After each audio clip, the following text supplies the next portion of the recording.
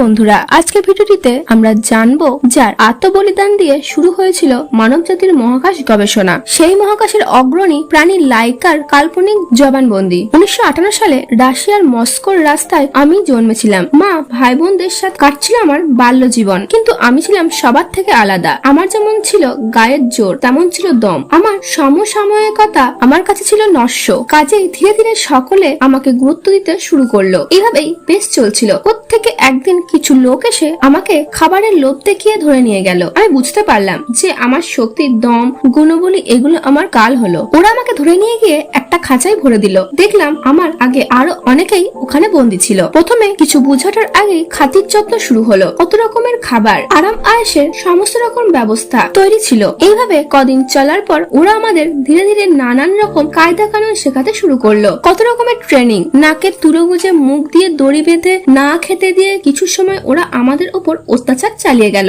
ভয়ে অনেকেই পালিয়ে গেল। আমি শত চেষ্টা করেও ওখান থেকে পালাতে পারলাম না। উল্টে ধীরে ধীরে আমিও ওদের খুব পছন্দের পাত্র হয়ে উঠেছিলাম। ট্রেনিং চলার পাশাপাশি ওরা আমাকে খুব যত্ন করতে লাগলো, তাই আমিও আর পালাবার চেষ্টা করিনি। এইভাবে চলতে চলতে একদিন সেই দিনটি এলো। 1957 সালের 23 নভেম্বর। আগের দিন থেকে নানান রকম পোশাক আশাকে আমাকে সাজানো হলো। সকলের আকর্ষণের কেন্দ্রবিন্দু ছিলাম আমি। আমাকে দেখার জন্য সমস্ত পৃথিবীর মানুষ মস্তকে জড়ো হয়েছিল। ক্রমে এলো সন্ধিক্ষণ। সকলে মিলে আমাকে স্পটনিক 2 নামে একটা মহাকাশযানে জোর করে তুলে বেঁধে দিল। তখন পর্যন্ত আমি বুঝতে পারিনি কি হতে চলেছে আমার সঙ্গে। হঠাৎ বিকট আওয়াজে আমি চমকে উঠে যেই পালাবার জন্য মরণপূর্ণ চেষ্টা করলাম, দেখলাম শরীরটা এমন ভাবে শক্ত খুঁটির সাথে আটকানো আছে যে আমার সমস্ত প্রচেষ্টা ব্যর্থতায় পর্যবসিত হলো। তারপর অসম্ভব রকমের ধোঁয়ায় চারিদিকে ভরে গেল। আমি ধীরে ধীরে উপরে উঠতে লাগলাম। প্রথমটাই কি মজাটাই না হচ্ছিল।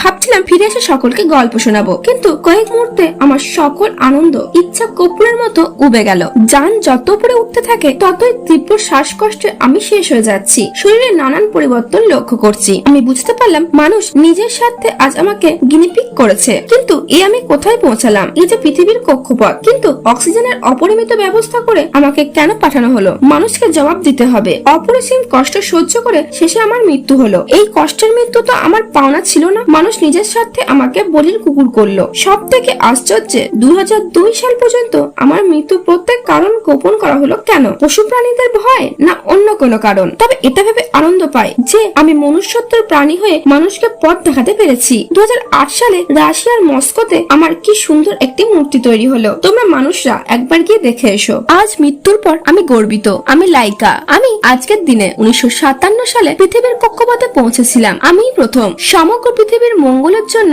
আমি আমার জীবন উৎসর্গ করেছিলাম। তোমরা মানুষরা অন্তত মনে রেখো আমাকে। ধন্যবাদ। ভিডিওটি ভালো লাগলে লাইক, কমেন্ট, শেয়ার অবশ্যই করবেন। আর এই ধরনের আরো রোমাঞ্চকর পুরাণ কাহিনী জানার জন্য এই চ্যানেলটিকে সাবস্ক্রাইব করে পাশে থাকা বেল আইকনটি অবশ্যই ক্লিক করবেন পরবর্তী ভিডিওর আপডেট সবার আগে পেতে। তো বন্ধুরা, আজকের মতো এই পর্যন্তই। দেখা হচ্ছে পরবর্তী ভিডিওটিতে। ভালো থাকুন, সুস্থ থাকুন। ধন্যবাদ।